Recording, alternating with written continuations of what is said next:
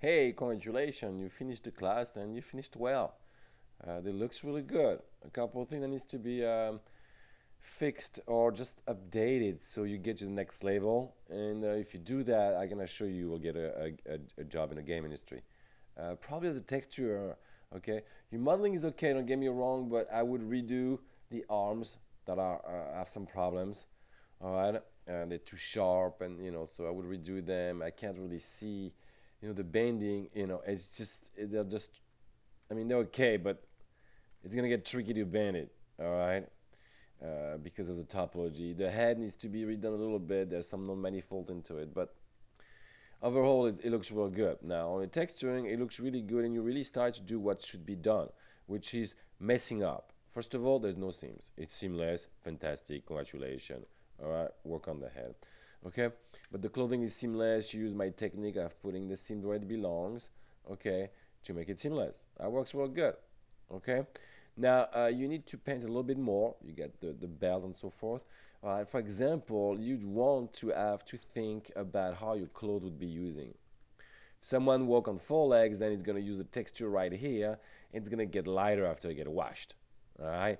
It's gonna sweat if he runs or anything like that. Or if it's hot, you want armpit. Let's show you what I'm talking about. Okay, this is a little tool. I don't use it in Maya very often because it crashes more than anything else. But you can paint in 3D in Maya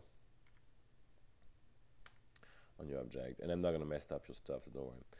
Well, so I selected a color that is similar to your armpit texture, but I just made it darker.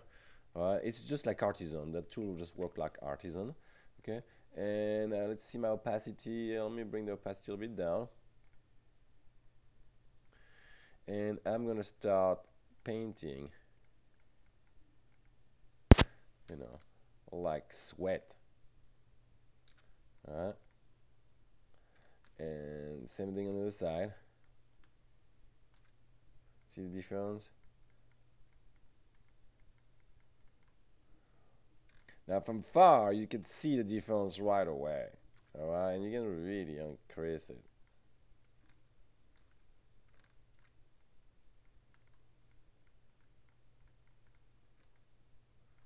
Really, you see what I'm saying?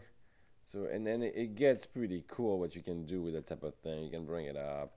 I mean, there's a lot of things you can do, obviously, okay? Same thing for the shoes. Everything needs to be done like that, so it has more detail. So when you look from far away, you can see stuff, that is sweating and stuff like that. That is very important, all right? You're already starting to do that, so you're on your way, all right? Just make sure you put more contrast. Remember what we did in my 294, a previous class, when we worked on pixel art, we added a lot of contrast. Just that's one of the reasons I make you guys work on that, because for texturing for 3D, it's very, very important. All right, every pixel is important. The contrast needs to be there so it can be seen from far away and look good, because we don't have that much geometry. So you are on your way. You just need to pump it up. So clean up your geometry for me, please, and then pump up your texture. Work on it over the summer. I'm going on vacation, obviously, and next session after my break starts at the end of August. Why don't you come see me in my office at Pikachu 245F at the end of August with your mesh done? All right, texture, and we're done. Fully textured, and I'll be glad to check it out and talk to you about how to even finish it up and do a portfolio. Take it easy. Good luck to you.